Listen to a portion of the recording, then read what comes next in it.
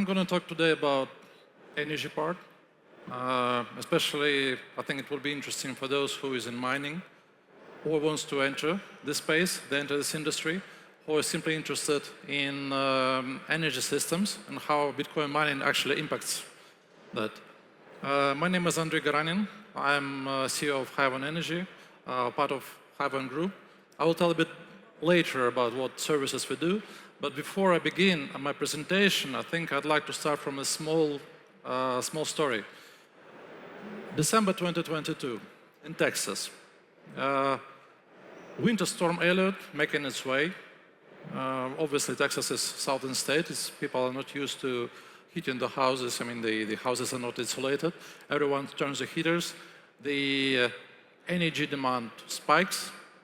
And what happens is the 1.5 gigawatt of mining industry miners curtail. They stop consuming, freeing up volume and the space for the consumers, basically allowing the grid to hold on, and the grid held.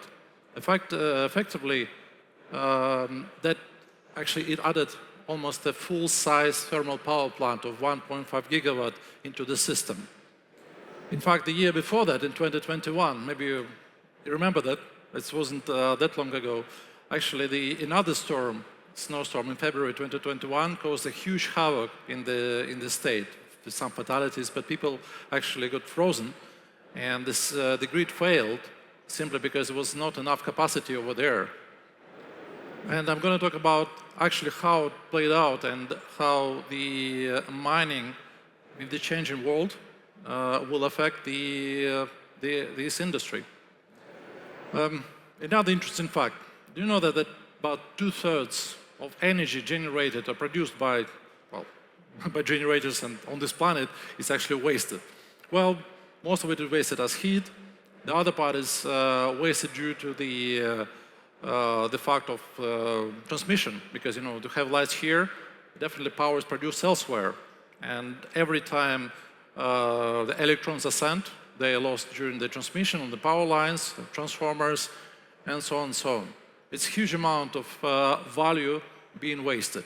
In fact, I'm going to argue that proof of work as itself actually created one of the interesting phenomena. You can consume power, not just consume, but utilize power where it's being produced. And right now, it doesn't have any limit. Effectively, what we see with the mining industry in general, it's not just Bitcoin, but Bitcoin probably would be the best example, is that this industry is showing its tremendous growth and potential. So having that fact that having a lot of energy producers spread out worldwide, you can still come with the consumer and generate asset. Right now, we call it digital gold or digital asset. So, what other opportunities actually creates? Basically, there are a number of tools how the grid can benefit from mining. And I would say what has been happening in this system in general, or in the energy industry, is that on one hand, probably you observed amount of the solar, wind assets popping up here and there, which create new power, basically. And then, well, everyone would like to live with without pollution, without having a coal power plant in the backyard. But what it actually brings, on the other hand, is that it brings intermittency into the system.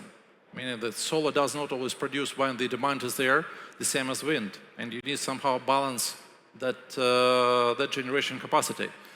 So what mining can do with that, and data center can do that, having the fact that data center in crypto mining is controllable, and you can curtail, you can increase the consumption, like underclock and overclocking, and this way it will operate as a balancing effectively capacity for any intermittent power source. So on the other hand of the equation, we had a rising increase in the demand of data centers. And what has been a challenge is how to unlock the capacity which is still stranded when the demand is not there, when the power generation is being produced. So we have several tools for that. One thing is how to monetize stranded power. I probably would not open up, I don't know, like something new to you, but most of the power plants, especially like solar, they are overrated, meaning that they are rated to produce certain amount of power, I don't know, let's say 10 megawatt, but in fact they have capacity for another 30%, sometimes 50% extra, meaning that it's usually done to maximize efficiency from the power generation unit, but like on the long term, this is just effectively free power, which is going nowhere, effectively dissipated as heat. So what this provides opportunity is actually you can integrate mining assets, you can integrate data centers, and potentially going further even with flexible consumption, having smart operations. You can go into the something was going to be beyond just proof of work, or what was going to be beyond mining. So that provides you one option. Stranded power, it's an asset. Simply, well, I would say like not long ago, this was the single biggest challenge for asset owners, especially for those who own like solar. But even now, right now, we see that in Europe sometimes solar power generation still struggling to sell the power at a good rate, simply because there is sometimes no demand. Maybe in some countries, let's say like Northern Europe, you can see such a phenomena that the prices are negative. And that's exactly one of the examples that the grid actually pays you to consume the power. That meaning like for, well, I think any miner out here, or anyone would be absolutely happy if he was mining Bitcoin at the same time receiving extra funds from the grid. But I can tell you, this is a reality. This is reality when you can do, you can adjust consumption with the grid situation and basically utilize the locked-in power and basically make extra money out of it. What's going to happen next? Of course, the HPC and AI. Everyone looks into it because that's considered to be single, let's say, largest consumer which is going to show up in the next few years. In fact, about I think it's going to be like doubling or tripling demand for power in the next 5 years in the US alone. There was even a study, I think conducted by McKinsey, that there is not enough power generation currently to satisfy this growing demand. So I would argue that we have this solution for that, but I will come to this a bit later. The other part is that what I wanted to mention, that a lot of miners or asset owners who have interconnection do not always consume exact volume which is where they're connected to. There are few reasons to that. Energy systems are designed in such a way they are rated at the peak consumption. Even if its consumption comes like once in a day or once in a week, there is some kind of process, like some kind of motor kicks in, and then it ramps up your consumption to 1 megawatt. But the rest of time of your facility is sitting idle, meaning that this capacity is still there, and to utilize it, there are a number of ways. One of them is to install the mining capacity, well, mining data center, HPC data center. The main condition for that would be to have it controlled and integrated with the grid. Having that, this is the key to make sure this story will be successful, so that you can adjust your consumption engine and production according to the situation, like with the power supply. What I wanted to say about the batteries, this is kind of its interesting element, because this is what we started working quite recently over the last years, or last 12 months. We identified the need among the miners that miners would like to pivot towards HPC. There is obviously the thought of, okay, HPC would require some bit of redundancy. You cannot really operate the HPC data center in the same way as you operate a mining data center. So you need batteries, you need gensets, but at the same time, it will be your just sunk cost. Let's say if you would like to go into the space without utilizing it properly, you will have just money spent sitting there. At the same time, when people think about batteries, they think about it like just a power storage unit. And then how to make money out of it? Well, you can buy power when it's cheap, sell it when it's more expensive. But I can tell you this is not the value of that. The value of these systems, especially in the modern world, in the modern energy systems, and in the modern grid, is that you need fast reaction to any deviations. Sometimes you have cloud coming over solar plants, and then suddenly you have wipe out over like gigawatt of power which is gone. What happens there? Then you need to switch to your power generation, like gas units, picking plants. It takes time, and the modern systems would require to operate efficiently. They would require fast response. Battery really performs well and perfect in the very fast responding environment. We need to respond like in sub-second, and then we stabilize your system. In fact, what we have lights over here, just sometimes I ask audience, how far do you think we are from a blackout? Blackout meaning that the power is being lost and there is a cascade. Actually, it's a grid failure. It's not about just the generation is not there. Sometimes it's just, the generation doesn't meet the peak in demand. But at the same time, it happens, usually it's just in seconds. You're seconds away from a total blackout. Just any moment of time, one of the elements in the systems is failing, and then you would have to kick-start the whole grid. And then it happens what we saw recently in Spain, and we saw recently, obviously, like a few years ago in Texas. It actually provides huge economic costs. So the argument is here, to keep the grid stable, you need to have systems in place. So speaking about batteries, we developed in our company a dual-use system, which on one hand operates as a grid asset, provides services to the grid, generates power when it's needed, absorbs power when it's needed, because your measurement of the grid stability, performance, is the frequency. Well, here in Europe it's 50 Hertz, and you see any deviation up and down. That's basically saying that if there is enough capacity in the grid, or there is a lack of supply, and battery is the perfect unit to respond to that. So what we do is we're taking care for the clients who operate and who have the desire to switch to HPC, or have the operation in the markets where we can sell this capacity. Then battery is definitely the answer. And we take a full suite. We can take care about the investments, the operation, installation, and so on and so on. Just a few words about the value of it is definitely the monetization. Monetization simply because you get money for the grid services, and this is I would say, like in the range of between 100 to 200,000 US dollars or euros, depending on where you are, per year, per megawatt. That's hefty revenue and can actually pay off your investment in just a few years. And this asset operates for about 15 years at least.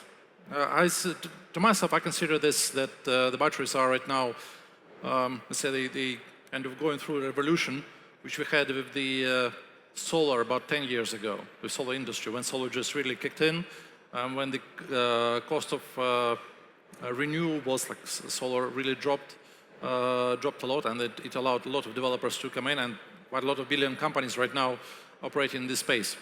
So batteries right now as well on the same curve. They provide a very low cost. Right now the costs are falling. Every year you would probably acquire systems at a lower price, and aggregating them, operating them as a one unit, let's say for a company like ours, then we can sell it back to the grid and generate extra revenue. And of course, as I already mentioned, it's a huge benefit for the grid itself. So, to summarize, I still believe that unused energy is it's not just a challenge, but definitely an opportunity. We'll see how it's actually, well, we work a lot in US.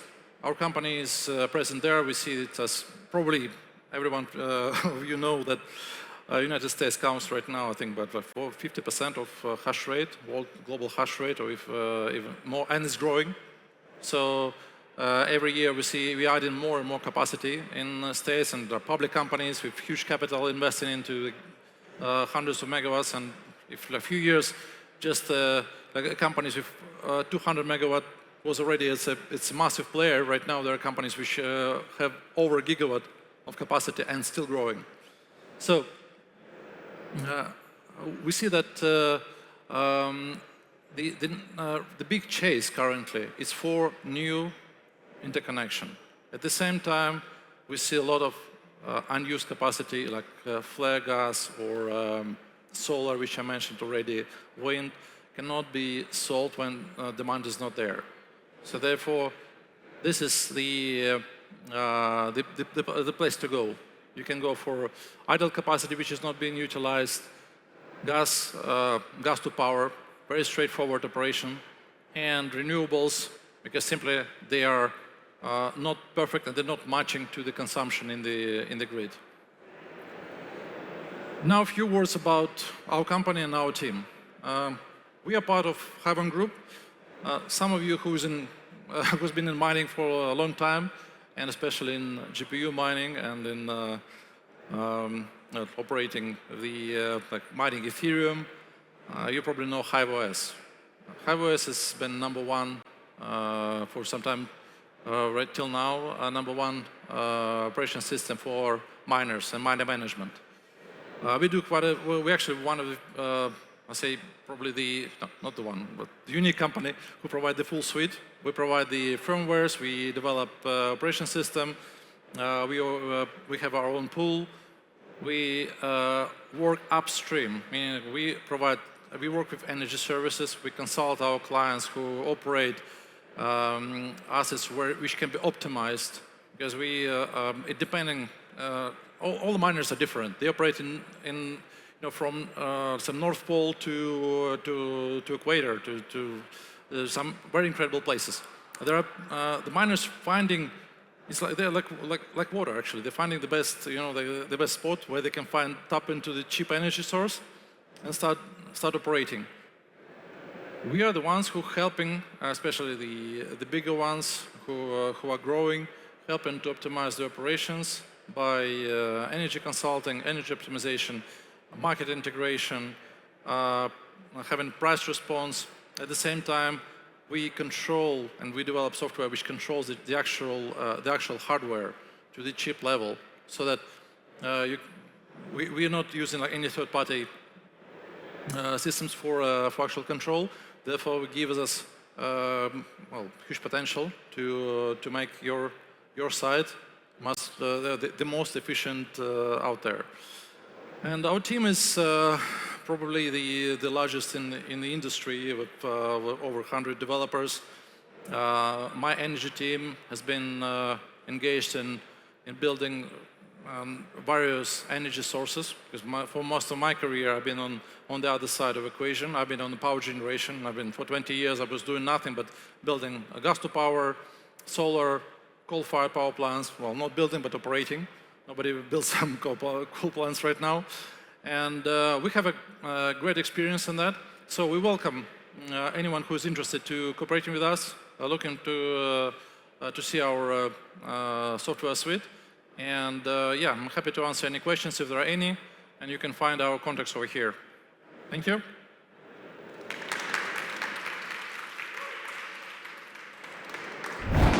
Secure your BTC Prague 2026 ticket at the lowest possible price now.